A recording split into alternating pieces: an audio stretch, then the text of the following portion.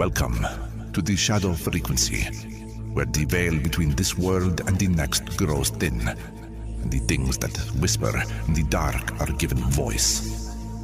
From the cryptic candlelit studios, deep in the Indiana forests, your host, Matt Wilson, and his spectral producer, Juniper Ravenwood, unearth the forbidden, the forgotten, and the fearsome.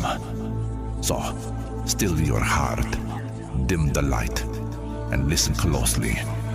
For once you tune into the shadow frequency, you may never tune out.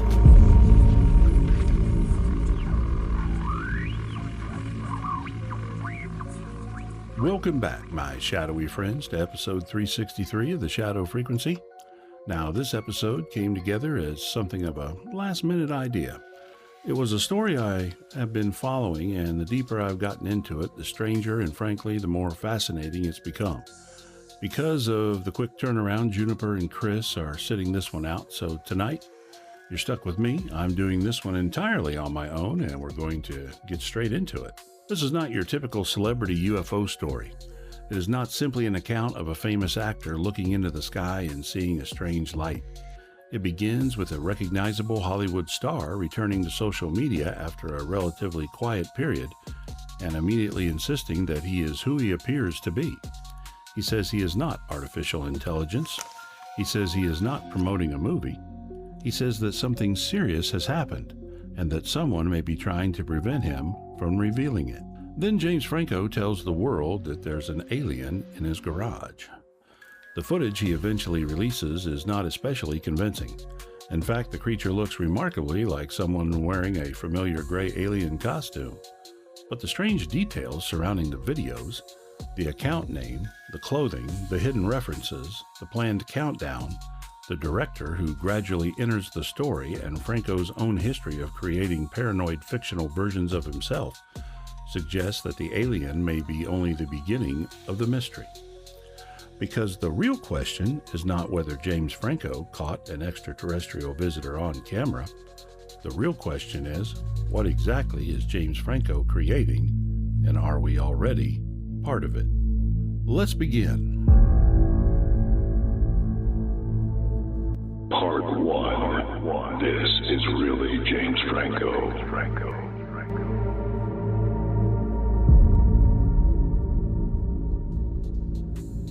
In June of 2026, the familiar face of actor and filmmaker James Franco appeared on a new TikTok account bearing the unusual name James Franco 2319. Franco had maintained a relatively limited public presence for several years, so his sudden return naturally attracted attention. Yet there was no polished celebrity announcement, no brightly lit studio, no red carpet footage, and no cheerful promotion for an upcoming project. Instead, Franco appeared disheveled, unsettled, and visibly anxious. He looked directly into the camera and began by attempting to prove something that would have seemed unnecessary only a few years earlier. He insisted that he was really James Franco. The face was his, the voice was his. The person speaking was not a digital impersonation or an artificial intelligence creation. He also denied that he was promoting a movie. According to Franco, something serious was happening, but he was not yet prepared to reveal everything. He urged viewers to follow the account so they would be present when he finally explained what he had discovered. The first video reportedly received nearly 14 million views. Before he had mentioned aliens, surveillance footage, or a creature in his garage, millions of people were already watching a famous man struggle to establish the reality of his own identity. That opening declaration became the perfect introduction to a mystery born in the age of deepfakes. In an earlier era, Franco's appearance on camera would have been enough.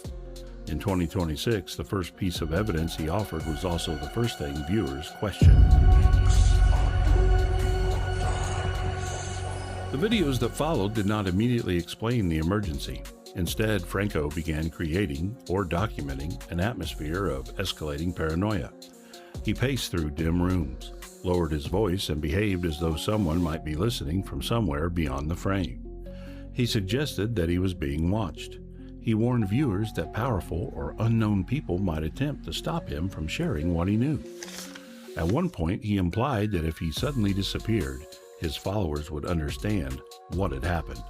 These were the familiar signals of a disclosure narrative: the frightened witness, the hidden evidence, the unseen authorities, and the warning that silence might soon be imposed. But Franco did not provide enough information to allow anyone to investigate his claims. Instead, the lack of specifics made the story more compelling. Viewers were invited to speculate about what he had seen, who might be following him, and why a recognizable actor believed he was in danger. Every unanswered question generated comments. Every comment created another theory. Friends eventually appeared in what resembled an informal wellness check, questioning Franco about his behavior and jokingly asking whether he was working with Steven Spielberg. Their presence seemed to ground the story in ordinary concern, but it also introduced a deeper ambiguity. Were these genuinely worried friends encountering a disturbing situation, or were they supporting performers entering the next stage of a carefully planned production? Nothing about the videos allowed the audience to be certain. The mystery finally took shape around June 15th when Franco explained what he claimed had started everything. He said that he often entered his garage at night to paint. On the evening in question, he walked into the darkened building before turning on the lights and heard something moving inside. His first thought was not extraterrestrial. He assumed that a raccoon, possum, or some other animal had found its way into the garage. That explanation was reasonable enough, but whatever Franco encountered did not behave or appear like an ordinary animal. From somewhere in the darkness, he saw what he described as two glowing eyes. Then he noticed a hand reaching or emerging from the shadows. He could not determine how many fingers it possessed. The detail is small, but effective. Not merely a strange hand, but a hand that could not be immediately categorized as human. Franco also claimed that the thing attempted to speak. He did not present a clear recording of its voice or repeat a recognizable message. What remained was only the suggestion of language coming from something hidden in the garage. According to Franco, he panicked, fled from the building, and initially refused to return. The account, combined with the recognizable fear of finding an intruder in one's home with something more primal, the idea of standing in the darkness while an unseen intelligence attempts to communicate. In the later video, Franco stopped speaking around the subject and finally used the word everyone had been anticipating: alien. He declared that the creature in his garage was extraterrestrial, insisted that the situation was not a hoax, and promised that he would capture evidence. His camera, he said, would become his weapon. That phrase shifted the story from a frightened encounter into a campaign of exposure. If Franco could not physically confront whatever was watching him, he would protect himself by showing it to the world. The logic echoed countless UFO conspiracy stories in which publicity becomes a witness's only defense. Once millions of people know the secret, silencing a single individual can no longer erase it. Yet there was also something unmistakably cinematic about the declaration. "My camera will be my weapon" is the sort of line that could sit comfortably inside a found footage horror film. It converts passive recording into an act of resistance and gives the audience a role as protectors, witnesses, and potential investigators. Whether intentionally or not, Franco had established the basic structure of a serialized thriller. There was a frightened protagonist, a hidden creature, an unknown conspiracy, and evidence that had not yet been shown. The audience was asked to believe that danger was real while waiting for the next installment to reveal more. Then, on or around June 25th, Franco transformed the mystery into a countdown. He announced that evidence would be released on July 13th. The date was repeated across multiple posts until it became the focal point of the entire account. He claimed that his profile had been hacked twice by people attempting to prevent the release. Although no independent evidence was offered to verify those intrusions or connect them to any organized effort, nevertheless, the hacking claim strengthened the story. If someone was trying to stop Franco, then whatever he possessed must be important. If the videos disappeared, that would look like suppression. If they remained online, followers would continue waiting for the promised disclosure. The scheduled date also produced an unusual contradiction. Someone describing a dangerous real-time encounter might be expected to release evidence immediately, particularly if he believed he was under surveillance. Franco instead selected a date several weeks away and repeatedly promoted it. July 13th began functioning less like an emergency disclosure and more like a premiere. It gave viewers time to follow the account, discuss the mystery, and recruit others into the countdown. The delay did not weaken engagement. It created engagement. Every warning increased the expectation that something extraordinary would happen when the date finally arrived. Even before the supposed alien appeared, the account carried a clue in plain sight, the number 2319. Franco offered no confirmed explanation for it, but viewers quickly recognized a possible connection to Pixar's Monsters, Inc. In that film, 2319 is an emergency contamination code used when an item from the human world comes into contact with a monster. The best-known scene involves a white sock attached to a monster's back, triggering an exaggerated emergency response. The widely accepted explanation is that W is the 23rd letter of the alphabet and S is the 19th, so 2319 translates into white sock. Whether that interpretation explains Franco's account name is unconfirmed. It could be a coincidence, a personal reference, or a number with an entirely different meaning. But within this particular story, the association is difficult to ignore. An account supposedly documenting contact between a human being and a mysterious non-human creature uses the same number associated with contamination between the human and monster worlds. If intentional, it may have been the first indication that viewers were not watching an uncontrolled emergency. They were entering a fictional universe with clues placed around its edges. The alien had not yet been revealed, but the architecture of the story was already visible, if anyone knew where to look. Before we go any further, think about how unusual that opening really is. James Franco does not begin by asking us to believe in the alien. He begins by asking us to believe in James Franco. He has to assure the audience that his face and voice have not been artificially generated before he can tell us that something non-human is hiding on his property. And that may be the most unsettling detail in this entire story.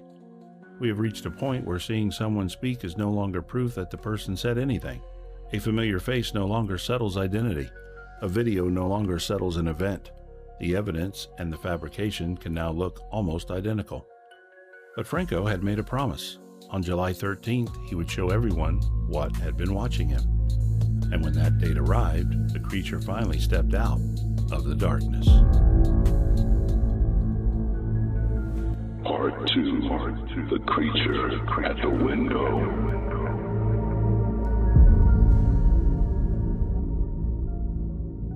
On July 13th, Franco returned to tell his followers that he had kept his promise. After weeks of warnings, whispered messages, alleged hacking attempts, and growing anticipation, he was finally going to reveal the evidence. But what followed was not the release of original surveillance files. Franco opened a laptop and played recordings on its screen while filming the display for the audience.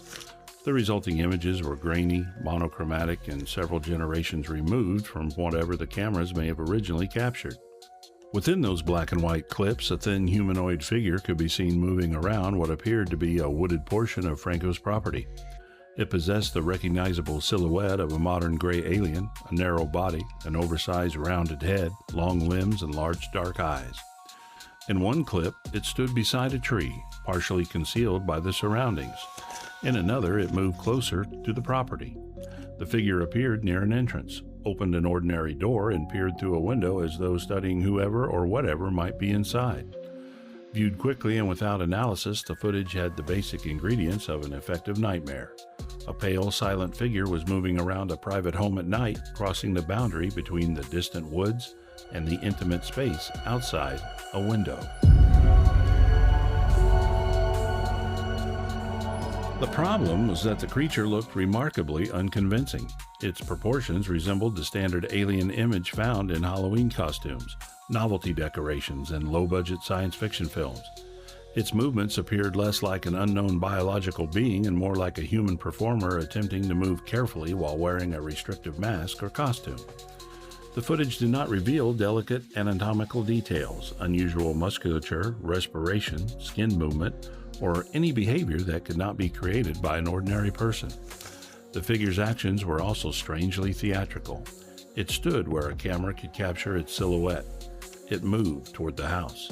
It opened a door. It peered through glass. An alleged extraterrestrial intelligence capable of reaching Earth appeared to spend its time wandering around a celebrity's property like an intruder in a conventional horror movie. None of this proves that the footage was staged, but it does create serious problems for anyone presenting it as evidence of extraterrestrial visitation. Extraordinary evidence should become stronger as viewers inspect it. Franco's recording appeared to become weaker. The image degradation generated atmosphere, but it prevented meaningful examination. Instead of allowing the public to study the original material, Franco showed a recording of video playing on another device, adding blur, glare, and distortion exactly where clarity was most needed. That presentation raised a series of immediate questions. Where were the original files? What model of security camera had captured the recordings? How many cameras were positioned around the property, and how did they obtain the different angles? Were there timestamps embedded in the files? Had any footage been cut before or after the creature appeared? Could metadata establish when the clips were created, transferred, or edited? Had an independent forensic specialist examine them? Where was the chain of custody from the surveillance system to Franco's laptop? None of those questions received a convincing public answer. Without access to the source files, an analyst could not reliably inspect compression artifacts, editing transitions, frame rates, digital overlays, or signs of compositing. Even determining whether the footage was recorded on the dates Franco implied would be difficult. Viewers were left evaluating a performance inside a screen inside another recording. That distance benefited the mystery. Every technical limitation that reduced the value of the evidence increased the room available for interpretation. Believers could argue that the poor quality reflected genuine surveillance equipment. Skeptics could argue that the poor quality concealed a costume. Both groups could replay, enlarge, and share the same clips, but neither could conclusively resolve them. The visual strategy had a famous historical predecessor. In 1995, producer Ray Santilli introduced the world to the so-called alien-autopsy film, supposedly depicting the examination of an extraterrestrial body recovered after the Roswell incident. The film used grainy black and white imagery to imitate the appearance of secret military documentation. Television specials treated it as a potentially historic discovery, and the disturbing images circulated internationally. The degraded quality was crucial to the effect. Viewers could see enough to recognize an alien body and believe they were watching forbidden footage, but not enough to inspect the materials with confidence. The autopsy was eventually exposed as a staged production made in a London apartment using a fabricated body filled with animal organs and other materials. Santilli later described the film as a reconstruction of genuine footage that had deteriorated, preserving a narrow thread of mystery even after the production itself was acknowledged.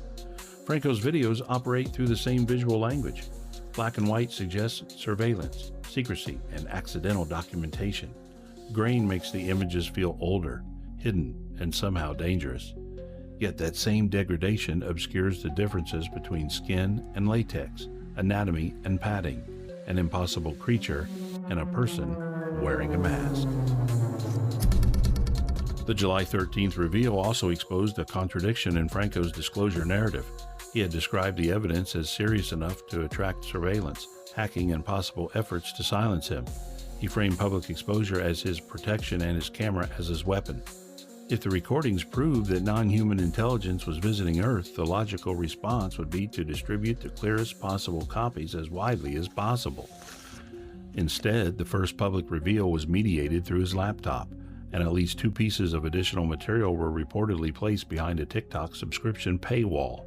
A paywall does not prove that the underlying story is false. Genuine witnesses can monetize attention, and real evidence does not automatically become fake because someone charges admission.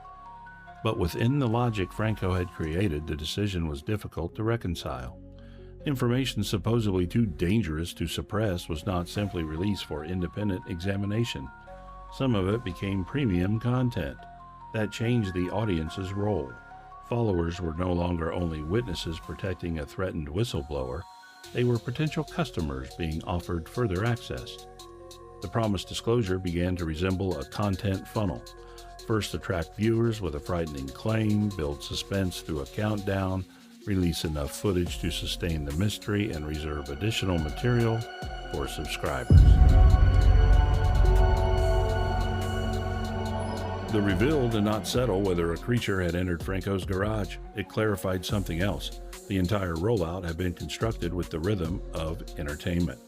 There was a mysterious account name, an anxious protagonist, gradual escalation, warnings of unseen enemies, an alleged attempt to interfere with the story, a scheduled disclosure date, and a creature revealed through deliberately degraded footage. The July 13th release functioned as a season climax without providing an actual conclusion. It answered the narrow question of what Franco claimed to have seen, but what preserved every larger question necessary to continue the series.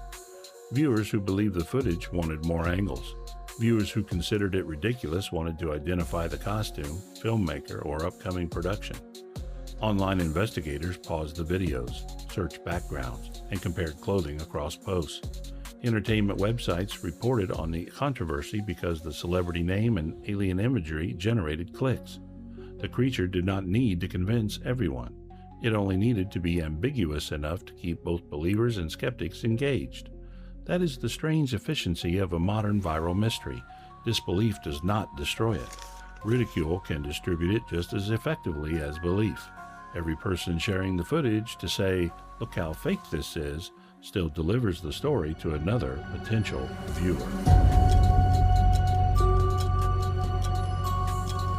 Now, I'll be honest, if we judge this only by the creature footage, I do not find it especially persuasive. To me, it looks much more like a person in a gray alien costume than a biological entity from somewhere beyond Earth. But that does not make the story uninteresting.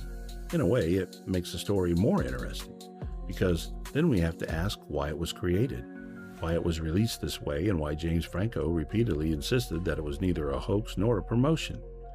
And once viewers started pausing the earlier videos and looking more closely, they discovered that the alleged alien may not have been the most important thing hiding on the screen. The clues were already there, in the account name, in the editing, and even in the shirt Franco was wearing. Part 3. Who is directing the mystery?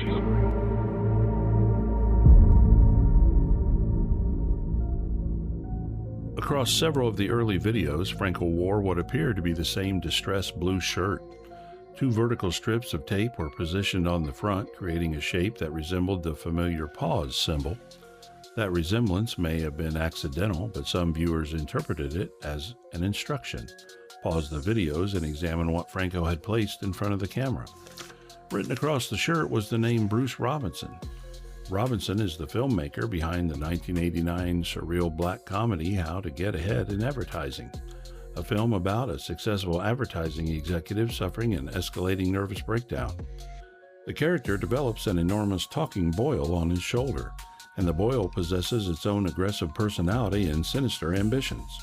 It gradually attempts to dominate and replace the man, turning the film into a bizarre exploration of advertising, manipulation, fractured identity, and the emergence of an evil second self. That reference is almost too appropriate for Franco's mystery. Here was a famous actor behaving as though he were unraveling, insisting that his strange videos were not advertising, while wearing the name of a filmmaker associated with a story about advertising and divided identity. If the tape and shirt were intentionally selected, the message could be remarkably simple. Pause the video, read the name, and think about advertising. The clothing clue becomes even stronger when placed beside Franco's own artistic history. In 2012, he co-directed an experimental project titled Francophrenia, or Don't Kill Me, I Know Where the Baby Is.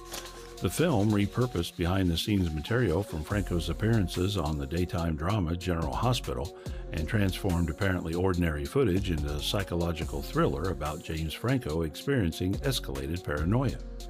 The production blurred at least three separate identities: Franco the private individual, Franco the performance artist, and James Franco the celebrity persona recognized by the public. Candid-looking images were edited, manipulated, and recontextualized until audiences could no longer be sure which version of the actor they were watching. That method bears an obvious resemblance to the Alien series. Franco again appears to play himself, or a version of himself. He again exhibits fear, uncertainty, and apparent paranoia.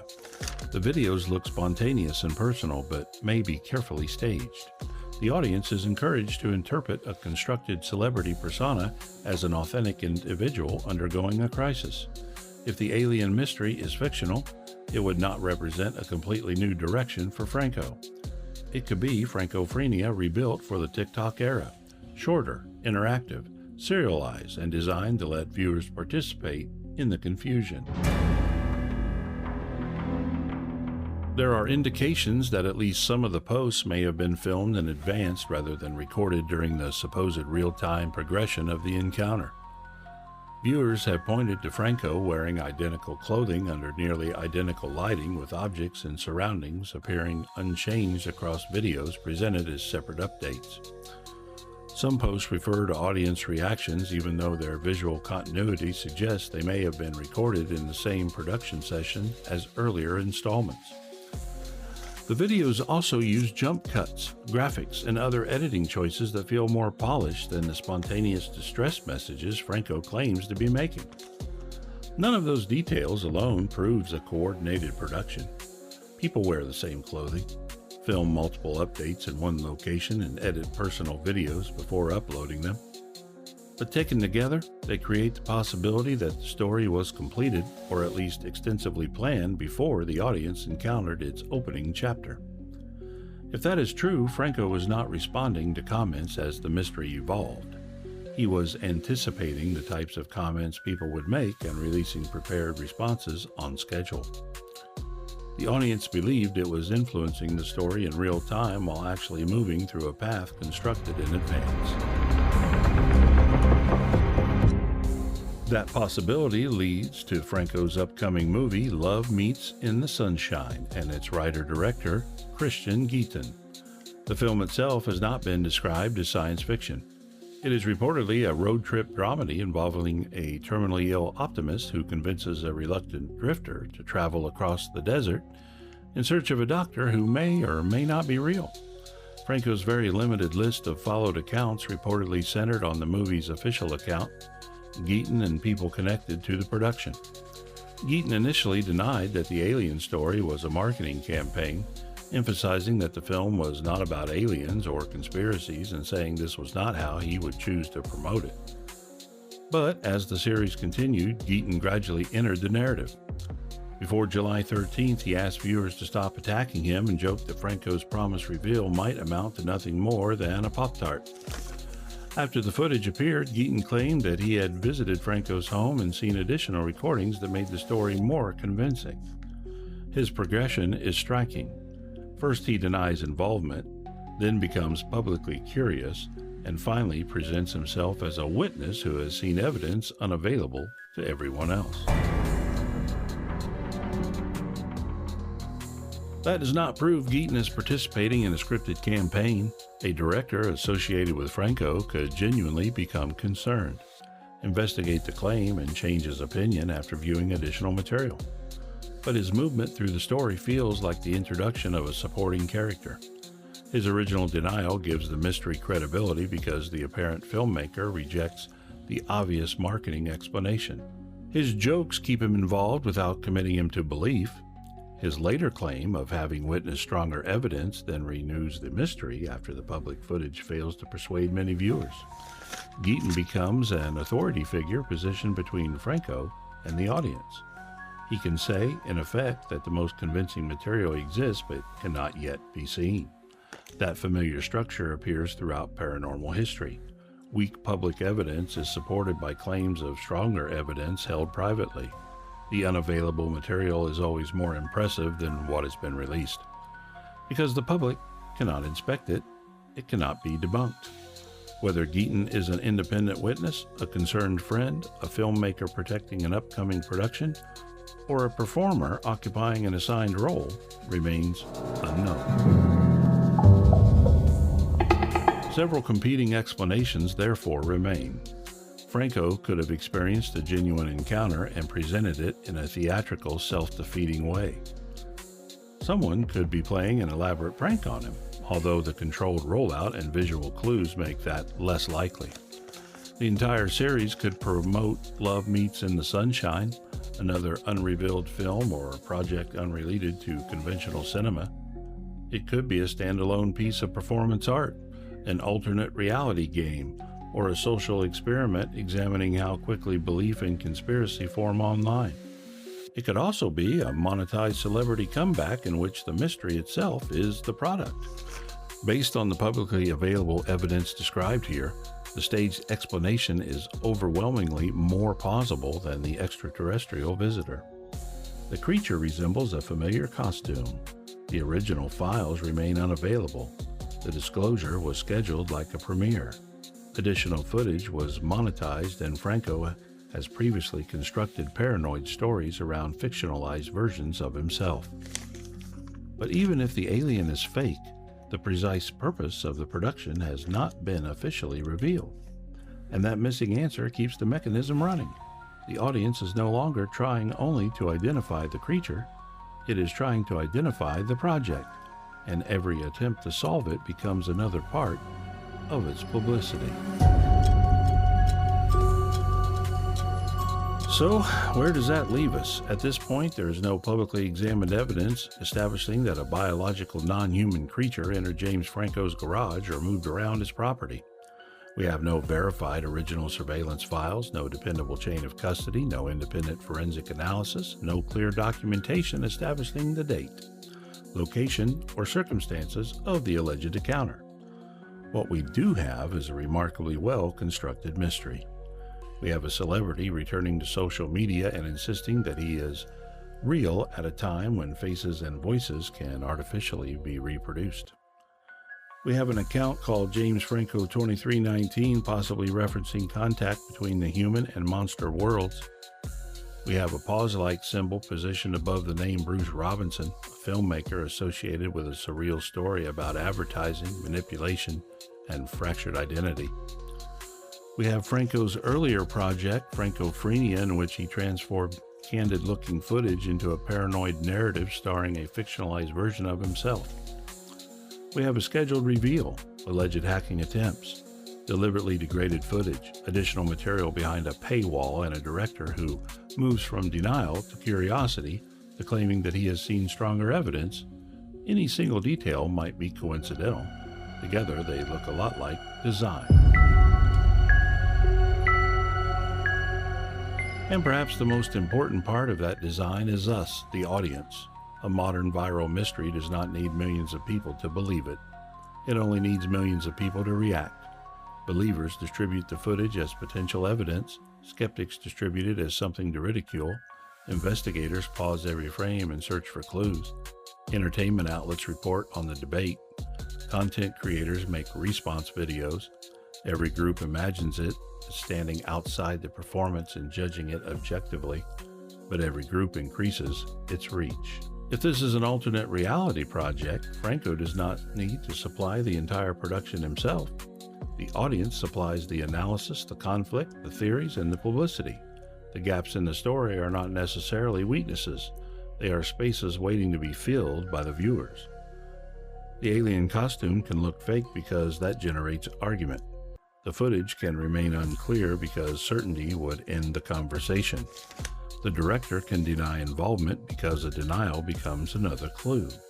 Even the insistence that nothing is being promoted may be the most effective promotion of all. In 1995, the Alien-Autopsy film needed television networks, scheduled specials, and physical copies circulated around the world. In 2026, a celebrity needs only a phone, a social media account, and an image strange enough to trigger the algorithm. The old mystery asks whether a grainy film showed an extraterrestrial body. The new mystery asks whether the man introducing the film is real, whether his fear is genuine, whether the footage was created by a person or a machine, and whether the audience is watching an event or participating in a story. Maybe the creature in James Franco's garage was never intended to survive serious scrutiny. Maybe it only had to stand near a tree, open a door, and peer through a window long enough for us to look back. Because the most disturbing possibility is not that an alien traveled across the universe to visit a Hollywood actor. It is that the alien never had to be real. It only had to be convincing enough, or unconvincing enough, to make millions of people keep watching. And until Franco tells us what this project truly is, the door to that garage remains open. I'm Matt Wilson, and this has been The Shadow Frequency. Keep questioning what you see, keep listening to what moves in the darkness, and remember, sometimes the thing watching from outside the window is not the real mystery. Sometimes the real mystery is who placed it there. This episode was conjured with a solemn vow to explore the unexplained while remaining bound to the truths that have been unearthed. All interpretations are speculative and offered only for your enlightenment and your entertainment.